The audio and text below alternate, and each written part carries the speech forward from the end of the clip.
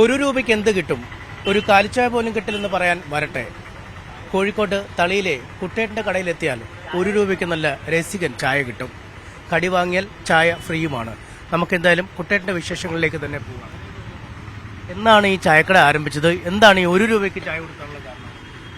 ഒരു രൂപയ്ക്ക് ചായ കൊടുക്കാൻ പ്രത്യേകിച്ച് കാരണമൊന്നും ഉണ്ടായിരുന്നത് അങ്ങനെ ചെയ്തപ്പോൾ മറ്റുള്ളവർക്ക് വേണ്ടി വ്യത്യസ്തനായിട്ട് എന്തെങ്കിലും ചെയ്യാന്നുള്ളതാണ്.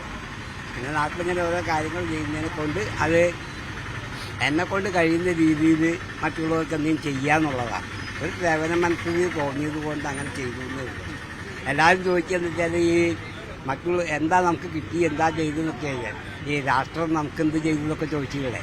അതിനേക്കാൾ നല്ലത് നമ്മൾ രാഷ്ട്രത്തിന് എന്ത് ചെയ്തു എന്ന് ചോദിക്കുന്നതല്ല കുറച്ചും കൂടി നല്ലത്. നമ്മളെ കൊണ്ട് കഴിയുന്ന ചെയ്യുക. ചെയ്യുന്ന ഇങ്ങനെ എൻ്റെ പ്രവൃത്തി ചെയ്യുന്ന ഓരോ പ്രവൃത്തിയിലും അത് ഉണ്ടാവുക എന്നുള്ളതാണ്. അല്ലാണ്ട് വെറുതെ ചായ ചെയ്യാന്നുള്ളതല്ല, ചെയ്യുന്ന ഓരോ പ്രവൃത്തിയിലും അത് ലോകം നന്മയ്ക്കായിട്ട് ചെയ്യുക എന്നുള്ളവിടെ എത്തുന്നു ഞാൻ. അതിലിപ്പോൾ ഞാൻ ചെയ്തുകൊണ്ടിരിക്കുന്ന ഇതാണ്. മറ്റതും ചെയ്യുകയാണെങ്കിലും ഇത് തന്നെ ചെയ്യുള്ളൂ. അങ്ങനെ ഉദ്ദേശിച്ചാൽ ഇതിങ്ങനെ ചെയ്യും. എന്നാണ് തുടങ്ങിയത് ഈ ചായക്കട? ഒരു രൂപയ്ക്കുള്ള ഈ ചായ കൊടുപ്പ് എന്നാണ് തുടങ്ങിയത്? അത് ഒരു 14 വർഷമായി ഇപ്പോൾ തുടങ്ങിയിട്ട്. അത് അപ്രതീക്ഷിതമായിട്ട് ഇങ്ങനെ ഇതിലേക്ക് കടന്നു പോയതാണ്. അതിന് മുന്നേക്ക് ഇങ്ങനെ രാഷ്ട്രീയമായിരുന്നു അതിൻ്റെ പ്രധാനം. അത് അതിലൂടെ ചെയ്ത് പിന്നെ ഇങ്ങനെ സാഹചര്യം വന്നപ്പോൾ ഇതിലേക്ക് നീങ്ങിയെന്ന് മാത്രമേ ഉള്ളൂ. പാൽച്ചായൊക്കെ ആയിരുന്നു അത് ആദ്യം പാൽച്ചായായിരുന്നു. പിന്നെ ഇപ്പോൾ കുറച്ചിപ്പോൾ ഫുൾ ടൈമും ഇല്ല, പകുതി സമയമേ ഉള്ളൂ. അപ്പോൾ അതുകൊണ്ട് ഇപ്പോൾ കട്ടൻ ചായ ഉണ്ടാക്കി. നേരത്തെ ഫുൾ ഡേ ഉണ്ടായിരുന്നു. നേരത്തെ പുലർച്ചയ്ക്ക് തുറന്നിട്ട് രാത്രി ഒരു 10 മണിയൊക്കെയാവും കഴിയാൻ. അപ്പോഴേ അത് 10-11 മണിയൊക്കെയാവും. അപ്പോൾ ആൾക്കാർ നന്നായിട്ട് വരും. ധാരാളം ആളുകൾ വന്നുകൊണ്ടിരിക്കും.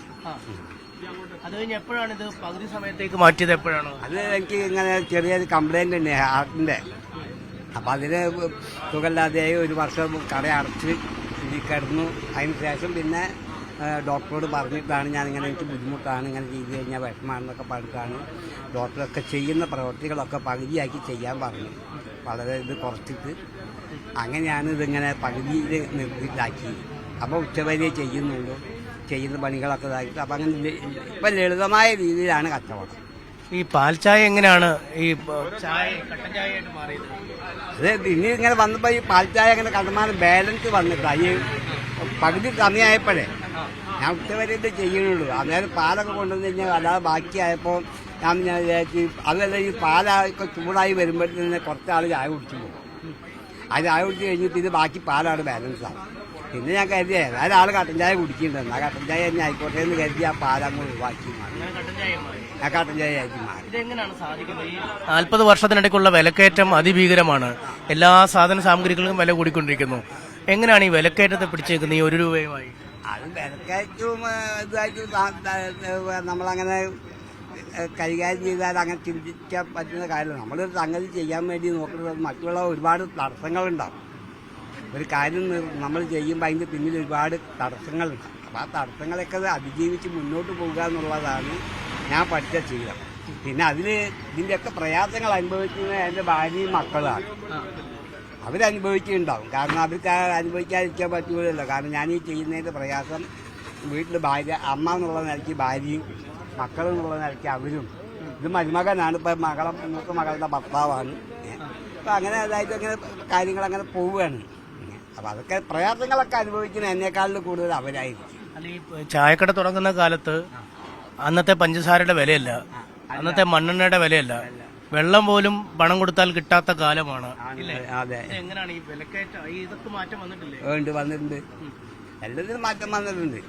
അപ്പോൾ അത് ചെയ്ത കാരണം മാറ്റങ്ങൾ എന്തായാലും നമ്മൾ ചെയ്യാൻ തീരുമാനിച്ച ഒരു പ്രവൃത്തി മാക്സിമം ഇതുവരെ കഴിയും എന്നുള്ള ശ്രമത്തിലപ്പോൾ.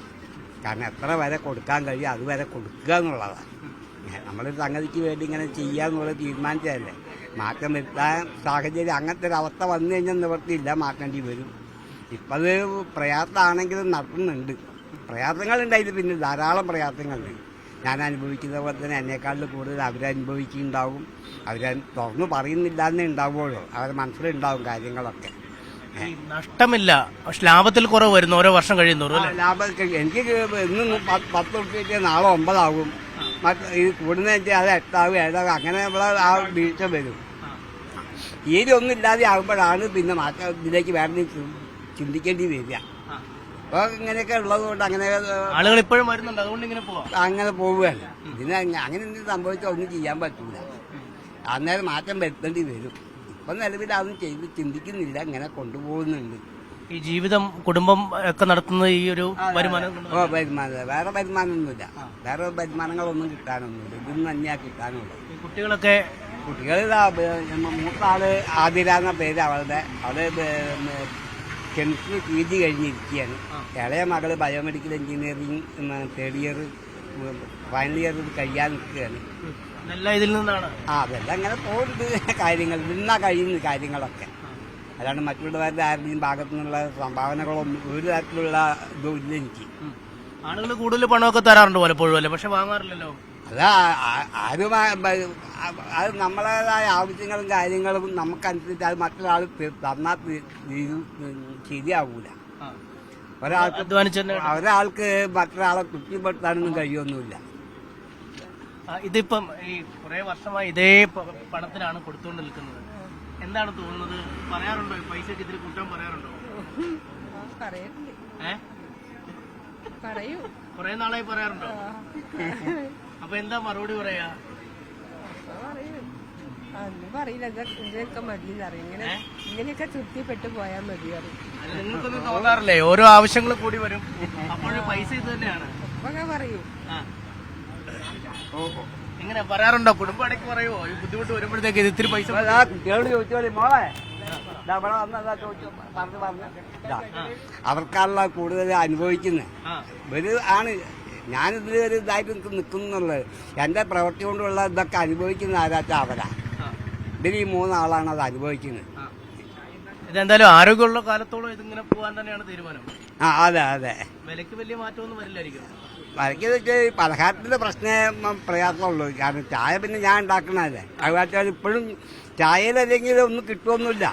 കാരണം ഒരു ചായക്ക് ഇപ്പൊ പറഞ്ഞ പോലെ ചായ എത്ര നേരം പഴുകുന്നു അത്രയും നേരം ചായന്റെ പൈസ ഇങ്ങനെ കൂടും. എത്രയും നേരത്തെ ചായ ഒരു 100 ചായ 1 മണിക്കൂറിലോട് കൊടുക്കണം, 100 ചായ ഒരു 5, 6, 8 മണിക്കൂർ കൊണ്ട് കൊടുക്കണതിൻ്റെയും വ്യത്യാസം ഉണ്ടാവും. 1 മണിക്കൂർ കൊടുക്കുമ്പോൾ കുറഞ്ഞ് പറഞ്ഞ ചായപ്പൊടി വലത് മതി, വെള്ളം മണ്ണെണ്ണ കത്തിയാൽ മതി. മറ്റേത് ഒരു 5-6 മണിക്കൂർ കത്തുമ്പോൾ അതിൻ്റെ എണ്ണേൻ്റെ ചിലവ് വരും. അപ്പം അങ്ങനെ ചിലവുകളും എല്ലാം പിന്നെ ഒന്നിച്ചെടുക്കുമ്പോൾ ഉണ്ടാകുന്ന ലാഭം ഉണ്ടാകും. ഇതോ 1 ചായ 2 ചായയൊക്കെ എടുക്കുമ്പോൾ അതിൻ്റെതായ നഷ്ടങ്ങൾ ഉണ്ടാകും. കൂടുതൽ ആളുകൾ ഒരേ സമയത്ത് കുടിക്കാൻ വന്ന ലാഭമാണ്. അങ്ങനെ ആയാലും കാര്യങ്ങളൊക്കെ ഒരുവിധം അങ്ങനെ മുന്നോട്ട് പോകും. കടി കഴിച്ച ചായ ഫ്രീ ആണ്. അത് ചില്ലറ ഒന്നും ബുദ്ധിമുട്ടാകണ്ടെന്ന് എഴുതിയിട്ട് അങ്ങനെ ചെയ്യുന്നതാ. 1 രൂപയായിട്ട് ആരെങ്കിലും വരാറുണ്ടോ ചായ കുടിക്കാൻ? വരാറുണ്ട്. അത് വെറുതെ പൈസ ഇല്ലാതെയും വരാറുണ്ട്. പൈസ ഇല്ലാതെ കുടിച്ചിട്ട് പോവാറുണ്ട് ആൾക്കാർ. അതും ചെയ്യും. 1 രൂപയായിട്ട് വരുന്ന ആൾക്കാരുണ്ടോ? ഉണ്ട്. 1 രൂപ തൊട്ടുമായിട്ട് വരും. പിന്നെ ചില ആൾക്കാർ തീരെ പൈസ ഒന്നും ഇല്ലാതെ കുടിച്ചിട്ട് പോകും. അതൊക്കെ പിന്നെ ഏതായാലും പോണതല്ല, നടക്കണ വഴിക്ക് നടന്നോട്ടേ. എന്തായാലും 2 പെൺമക്കളാണ് അദ്ദേഹത്തിനുള്ളത്. ഒരാള് പോസ്റ്റ് ഗ്രാജുവേഷൻ കഴിഞ്ഞിരിക്കുന്നു, അടുത്ത ആള് ബയോമെഡിക്കൽ എഞ്ചിനീയറിംഗ്. ഇല്ലേ? ഏതാണ് മൂത്തത്? എന്താ പഠിക്കുന്നത്? ഞാൻ MSc കെമിസ്ട്രി കഴിഞ്ഞു. ഇപ്പം ബാക്കി കാര്യങ്ങളൊക്കെ ചെയ്തു നോക്കിക്കൊണ്ടിരിക്കുകയാണ്. അപ്പോൾ ജോബിന് വേണ്ടിയിട്ട് നോക്കിക്കൊണ്ടിരിക്കുക. എങ്ങനെയുണ്ട് ഈ 40 വർഷമായിട്ട് ഒരേ പണത്തിന് 1 രൂപയ്ക്കാണ് കച്ചവടം നടന്നത്? എന്താണ് തോന്നുന്നത്? ഈ കച്ചവടം ഇങ്ങനെ പോയാൽ മുതലാവില്ല എന്ന് തോന്നിയിട്ടുണ്ട്? മുതലാവുന്നില്ല, എന്തായാലും മുതലാവുന്നില്ല. പക്ഷെ നമ്മളെ കാര്യങ്ങളൊക്കെ പെട്ടെന്ന് നടന്നില്ലെങ്കിലും ഡിലേ ആയിട്ടാണെങ്കിലും നടത്തി തന്നിട്ടുണ്ട് ഇതുവരെ. അപ്പം അതുകൊണ്ട് ഈ കടയിൽ തന്നെയാണ് എല്ലാ കാര്യങ്ങളും നടത്തി തന്നത് ഈ കടയിൽ തന്നെയാണ്. നിങ്ങൾക്ക് ഒരു വലിയ കാര്യമായിട്ടാണോ തോന്നുന്നത്? അതോ വലിയ കാര്യം തന്നെയാണ്. കാരണം ഇപ്പൊ ആളുകൾക്ക് ഇപ്പം മന്ത്ലി ഒരു 50,000 സാലറി കിട്ടിയാൽ തന്നെ കാര്യങ്ങളൊന്നും തികയുന്നില്ല, സാലറി തികയുന്നില്ല എന്നാണ് ആളുകൾ പറയുന്നത്. ആ സ്ഥാനത്ത് 1 രൂപ വെച്ചിട്ട് ഞങ്ങൾ ഇത്രയും പഠിപ്പിച്ച് കാര്യങ്ങളൊക്കെ ഞങ്ങളെല്ലാ സ്കൂളിന്റെ കാര്യങ്ങൾ ഫീസ് കാര്യങ്ങളെല്ലാം ചെയ്ത് തന്നിട്ടുണ്ടെന്നുണ്ടെങ്കിൽ അത് വലിയ കാര്യം തന്നെയല്ലേ. 1 രൂപ നിസ്സാരമാണ്. ഒരു നാരങ്ങ മുട്ടായി പോലും 1 രൂപയ്ക്ക് കിട്ടുന്നില്ല. 1 രൂപ നിസ്സാര സംഖ്യൊന്നുമല്ല. പക്ഷെ അതുകൊണ്ട് കാര്യങ്ങൾ നടക്കുന്നു എന്നുള്ളതാണ്. എന്ത് മാജിക് എന്താന്ന് ചോദിച്ചിട്ടുണ്ടെങ്കിൽ അച്ഛൻ തന്നെ അറിയുള്ളൂ. എന്താണ് എന്തിനു പഠിക്കുന്നത്? ഞാൻ ബയോമെഡിക്കൽ. ഇതെങ്ങനെ ഈ അച്ഛന്റെ ഇത് കാണുമ്പോൾ തോന്നിയിട്ടുണ്ടോ? ചെറുപ്പം പോലെ നിങ്ങൾ ഇത് കാണുന്നതാണ്. ഇപ്പോഴും ഇതേ വില തന്നെ, നിങ്ങൾ ജനിച്ച കാലത്തും ഈ വില, ഇപ്പോഴും ഈ വില തന്നെ. അതിനെന്താണ് തോന്നുന്നത്? പ്രത്യേകിച്ച് എനിക്കൊന്നും പറയാനില്ല. അത് അച്ഛന്റെ സക്സസ് ആണ്. ഞങ്ങൾ എന്തായാലും എടുക്കുന്നില്ല, അച്ഛന്റെ മാത്രം എടുക്കാണ്. അല്ല, നിങ്ങളൊക്കെ ഇത്ര എത്തിച്ചു, അതൊക്കെ ഈ 1 രൂപ ചായ ആയിട്ടാണ്. അതെ. അതെ, ഇവര് പറയുന്ന ഒരു മാജിക് ആണെന്നാണ് പറയുന്നത്. ഇത് എന്താണ് അച്ഛന്റെ മാജിക് എന്താണെന്ന് അവർക്കറിയില്ല. 1 രൂപയുടെ മാജിക് മാജിക് എന്ന് പറഞ്ഞാൽ ഇതൊക്കെ ഒന്നാമത് കാര്യങ്ങളൊന്നും നടക്കണ നമ്മളെ നിയന്ത്രണത്തിലല്ലാന്ന് വിശ്വസിക്കുന്ന കൂട്ടത്തിലാണ് ഞാൻ. എന്ത് കാര്യമായാലും അത് നമ്മൾ അത് നിമിത്തമായിട്ട് അങ്ങനെ ചെയ്യുക, അങ്ങനെ നടന്നങ്ങനെ വരും. ഇതിലൊക്കെ ഏറ്റവും കൂടുതൽ മറ്റേ അംഗീകരിക്കേണ്ട ആ മരുമകനെയാണ്. കാരണം ഞാൻ ഒരു പാവപ്പെട്ട വീട്ടിൽ നിന്ന് ഒരു കുട്ടീനെ എടുക്കാൻ തയ്യാറായ ആ മരുമകനെയാണ് സംഭവിക്കുന്നത്. അങ്ങനെ ഒരു കുട്ടി ഇങ്ങനെ ഒരു ദരിദ്രനായ ഒരു വ്യക്തിൻ്റെ മകളെ കല്യാണം കഴിക്കാൻ തയ്യാറായില്ല കുട്ടി. അപ്പം അത് അതിൻ്റെ ക്രെഡിറ്റൊക്കെ അയാൾക്കാണ്. ഒന്ന് കല്യാണത്തിൽ ആ കുടുംബത്തിൻ്റെ കാര്യം. പിന്നെ ബാക്കി ഇങ്ങനെ കാര്യങ്ങളൊക്കെ അങ്ങനെ മുന്നോട്ട് അങ്ങനെ പോവുക തന്നെയാണ്. അത് തടസ്സമില്ലാതെ പൊയ്ക്കോളും എന്നാണ് എൻ്റെ വിശ്വാസം. പിന്നെ വെച്ചാൽ നമ്മളിപ്പോൾ വീട്ടിൽ പിന്നെ ഈ കാര്യങ്ങൾ ചെയ്യുക പിടിക്കുക പറഞ്ഞാൽ ഞാൻ ഈ നാടിനെ മുഴുവൻ എൻ്റേതായിട്ട് കാണുക. ഈ നമ്മൾ പുസ്തകത്തിലൊക്കെ കണ്ടില്ലേ. കാരണം ഭാരതം എൻ്റെ മാതൃരാജ്യമാണ്, എല്ലാ ഭാരതീയരും എൻ്റെ സഹോദരന്മാരാണ്. അങ്ങനെ പുസ്തകത്തിൽ മാത്രം വേണ്ടത്, പ്രവൃത്തിയിൽ അങ്ങനെ കുറേ ആയിക്കഴിഞ്ഞാൽ ഇത്രയും വലിയൊരു രാജ്യത്ത് 148 കോടി ജനങ്ങൾ ജീവിക്കുന്ന ഇതിൽ ഞാനിങ്ങനെ അതിൻ്റെ കൂടെ ഇങ്ങനെ നടക്കുന്നത്, ഇത്രയും സഹോദരന്മാരുള്ള രാജ്യത്തല്ലേ ഞാൻ ജീവിക്കുന്നത്. അല്ല എനിക്കെന്തിനും പ്രയാസപ്പെടാൻ എല്ലാവരും ഇത്രയും ആൾക്കാർ അതിൻ്റെ പിന്നിലുണ്ട്. നമ്മുടെ കുടുംബത്തിലും നമ്മുടെ ആളുകളുണ്ടല്ലോ അല്ലേ എന്ന് പറയുന്ന പോലെ മറ്റുള്ളവർ. അപ്പം അങ്ങനെ ഞാൻ കാണുന്നു. കാരണം ഞാൻ അങ്ങനെ ഒരു അനുഭവിക്കേണ്ട അവസ്ഥയൊന്നും വരില്ല. കാരണം ഇത്രയും ജനങ്ങൾ ഉള്ള ഇതിലല്ലേ, ജനങ്ങൾക്ക് വേണ്ടിയല്ലേ ഞാൻ ചെയ്യുന്നത്. മുമ്പ് കണ്ടില്ല. കാരണം ഈ പഠിപ്പിന് ഗുരുകുല സമ്പ്രദായമൊക്കെയുള്ള സമയത്ത് ഗുരുവിന് എന്തെങ്കിലും ദക്ഷിണ കൊടുക്കുന്ന സമ്പ്രദായമല്ലേ ഉള്ളൂ. ഇപ്പോഴത്തെ പോലെ ഫീസൊന്നും ഇല്ലല്ലോ. കുട്ടികളെ പഠിപ്പിക്കുന്നു, വേണ്ട കാര്യങ്ങളൊക്കെ ചെയ്യുന്ന അതിന് കൊടുക്കുന്നില്ല. എന്നതുപോലെ ഈ നാടില്ല ഇവിടെ ഇത്രയും രാജ്യത്ത് ഇത്രയും വലിയൊരു ജനങ്ങളുടെ ഇടയിൽ ഞാൻ ഇങ്ങനെ ഒരു പ്രയാസം എനിക്ക് അനുഭവിക്കും. ഈ നാട്ടിലെ ജനങ്ങളുണ്ടെന്ന് വിശ്വസിക്കുന്നു ഞാൻ. എന്തായാലും ഈ കടയിൽ വരുന്ന ആൾക്കാരും ഹാപ്പിയാണ് അല്ലേ? ഈ ₹1 ഒരു അത്ഭുതമാണല്ലേ ഇപ്പോഴത്തെ കാലത്ത്. ഈ വർഷങ്ങൾ ഇത്രയുമായി വെള്ളം വരെ പണം കൊടുത്ത് വാങ്ങേണ്ട കാലമാണ്. അത്ഭുതമാണ്. ഞാൻ പറഞ്ഞില്ലേ, ഞാൻ ഇന്ത്യ ഒട്ടുക്കും യാത്ര ചെയ്തയാള്. ₹1 ചായ എനിക്ക് എവിടെ നിന്നും കിട്ടിയിട്ടില്ല. ₹5 10 രൂപയിൽ കുറഞ്ഞൊന്നും ചായ എവിടെ നിന്നും കിട്ടാറില്ല. ധാരാളം യാത്ര ചെയ്യുന്നയാളാ. അപ്പോൾ ആദ്യമായിട്ട് ലോകത്തിൽ തന്നെ ഇങ്ങനെ ഒരു സംഭവം ആദ്യമായിട്ട് ₹1 ചായ കൊടുക്കും. വർഷങ്ങളായിട്ട് 40 വർഷമായിട്ട് ഇദ്ദേഹം കൊടുത്തോണ്ടിരിക്കുകയാണ്. ഒരാൾ പോലും കൂടുതൽ പണം കൊടുത്താൽ അദ്ദേഹം വാങ്ങില്ല അല്ലേ? പലരും സംഭാവന കൊടുക്കാൻ നോക്കിയാൽ അദ്ദേഹം തിരിച്ചു തരുന്ന അല്ല. അദ്ദേഹത്തിന് വ്യക്തമായ ചില അഭിപ്രായങ്ങളും എല്ലാം ഉണ്ട്. ഒരു വ്യക്തി എന്നുള്ള നിലക്ക് സാത്വികമായ ജീവിതം നയിക്കുന്ന ഒരാൾക്ക് മാത്രമേ ഇങ്ങനെ സമൂഹത്തോട് തൻ്റെ കടപ്പാടുകൾ ഇതൊക്കെയാണെന്ന് ഓർത്തിട്ട് ജീവിക്കാൻ കഴിയുള്ളൂ. പ്രത്യേകിച്ച് ഇത് വ്യാവസായിക യുഗമാണ്. ഈ യുഗത്തിൽ ഇങ്ങനെ ഒരു പുരുഷൻ എന്ന് പറഞ്ഞാൽ അത് അത്ഭുതമാണ്. ഞാൻ ലോകത്തിൽ 16ഓളം രാജ്യങ്ങൾ സന്ദർശിച്ചു വന്ന ഒരാളാണ്, യൂറോപ്പിലുള്ള. അവിടെയൊന്നും ഇങ്ങനത്തെ ഒരു മനുഷ്യനെ കണ്ടിട്ടില്ല. അതുകൊണ്ടാണ് ഞാൻ പറഞ്ഞത്, ലോകത്തിലെ തന്നെ ശ്രദ്ധേയനായ ഒരു വ്യക്തിയാണ് ഇദ്ദേഹം. അപ്പോൾ ഇങ്ങനെയുള്ള ആളുകളെ നമ്മൾ പ്രോത്സാഹിപ്പിക്കണം, എല്ലാ കാലത്തും പ്രോത്സാഹിപ്പിക്കണം. വലിയ വലിയ ആളുകൾ ചെയ്യുന്ന സേവനത്തെക്കാളും എത്രയോ ഇരട്ടി വലിയ സേവനമാണ് ചെയ്യുന്നത്. അതുകൊണ്ടാണ് ഞങ്ങളിന്ന് ഉപഭോക്തൃ സംരക്ഷണ വേദിയുടെ പേരിൽ ഇദ്ദേഹത്തെ ആദരിക്കാൻ തീരുമാനിച്ചിട്ടുള്ളത്. ഇന്ന് ലോക ചായ ദിനമാണ്. ലോക ദിനങ്ങൾ പല കാര്യങ്ങളിലും ഇതിനു മുമ്പും ധാരാളം ഉണ്ടായിട്ടുണ്ട്. ചായ ദിനം എന്ന് ഞാൻ ആദ്യമായിട്ടാണ് കേൾക്കുന്നത്.